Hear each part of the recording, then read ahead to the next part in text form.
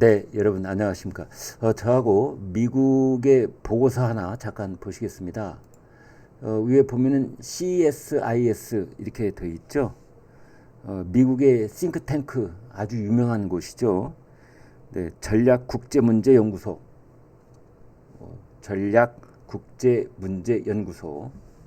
여기 CSIS 오른쪽에 이제 그 영어가 쓰여 있고요. 이런 보고서를 띄워놨습니다. 윤 declares martial law in South Korea. 윤석열 대통령이 어젯밤에 비상계엄을 선포하는 그런 모습이고, 이제 여기에 대해서 그 보고서 겸 분석 기사를 실어 놓은 겁니다. 결론부터 말씀드리면 윤석열 대통령의 정치 생명이 불확실해졌다, 몰락할 수도 있다라는 내용입니다. 윤 대통령의 계엄 선포로 국민의 통치 기반이 약화됐다, 이런 내용을 담고 있습니다. 내용 첫 부분 그대로 직역해드리면 이런 겁니다. 12월 4일 이른 아침에 계엄령을 해제했음에도 불구하고 윤석열 대통령의 정치적 생존 가능성은 현재로선 불확실하다, 그런 내용을 담고 있습니다. 미국 싱크탱크 전략국제문제연구소, 윤 한국에서 계엄령을 선포하다, 아까 보여드린 그 제목이 그것입니다. 이제 긴급 보고서를 여기에 지금 아주 짧은 시간에 올린 셈인데, 여기 이 긴급 보고서에는 향후 윤 대통령의 정치적 운명을 이제 전망하는 그런 내용을 담고 있습니다. 여기 보면은 이제 여기 이 보고서는 누가 만들었느냐? 여기 맨 위에 앤디 킴, 미국의 첫 상원 의원이 된 사람이죠. 한국 출신으로서. 그 다음에 지세연 씨, 연구원입니다. 지세연 연구원. 참. 그 다음에 빅터 차, 한국 석좌 교수. 이 세 사람이 참여한 연구 보고서가 미국의 싱크탱크인 전략국제문제연구소 보고서에 실려 있는 겁니다. 이 보고서에서는 윤 대통령이 3일 오후 11시 비상계엄을 선포한 뒤 4일 오전 4시 반 해제를 선언하기까지 이 과정을 아주 상세하게 담고 있습니다. 제가 누차 얘기를 했기 때문에 구체적으로 다시 반복하지는 않고 윤석열 대통령의 그 앞날 어떻게 될 것인지에 관한 얘기 부분만 한국말로 번역된 부분을 읽어드리겠습니다.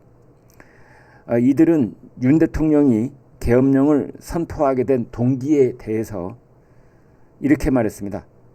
지난주에 야당이 주도하는 국회는 내년도 정부 예산안을 삭감하고 감사원장과 서울중앙지검장을 탄핵하기 위한 절차를 시작을 했다.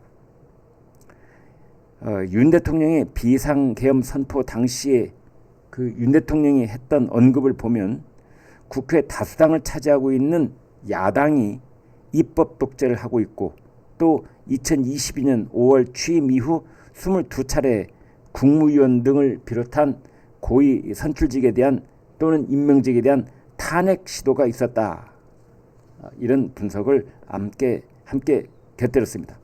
이 보고서는 자, 그 다음에 무슨 일이 일어날까라는 질문을 던지면서 윤 대통령의 국내 생존 가능성은 현재로서는 불확실하다, 이렇게 진단을 했습니다.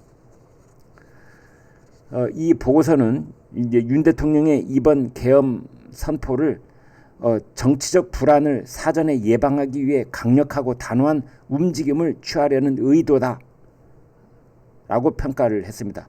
이제 그런 반면에 계엄령을 뒤집기 위해 국회의 신속한 여당 의원들을 포함한 이 의원 동원 역량과 국정 지지율이 10%대에 불과한 대통령에 대한 거리 시위가 확산될 가능성은 윤 대통령의 몰락을 가져올 수도 있다, 이렇게 내다봤습니다. 또 이 보고서는 이렇게 말했습니다. 북한의 성명이 아직 나오지는 않았지만 평양은 이 혼란을 윤석열 정권을 겨냥한 선전 목적으로 이용할 가능성이 매우 높다. 이렇게 예상을 했습니다.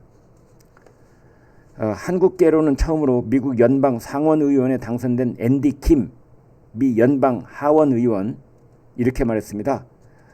윤 대통령의 비상계엄 선포에 대해서 공개적으로 비판을 한다라는 내용인데요. 이렇게 말했습니다. 이번 계엄령 선포 방식은 국민의 통치라는 근본적인 기반을 약화하고 국민이 안보와 안정을 누려야 할 시기에 한국의 취약성을 극적으로 증가시켰다. 이렇게 비판을 했습니다. 그러면서 대한민국 국회가 계엄 해제를 결의한 것은 긴장 완화를 위한 중요한 조치이며 존중받아야 한다. 민주주의에는 항상 도전이 발생하는데 이는 반드시 민주적이고 개방적인 과정을 통해 해결돼야 한다. 이렇게 말했습니다.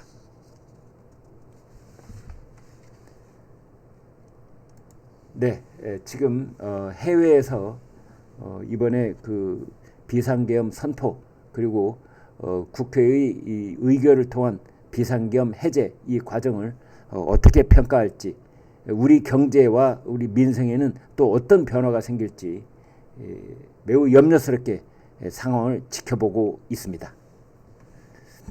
여러분 고맙습니다.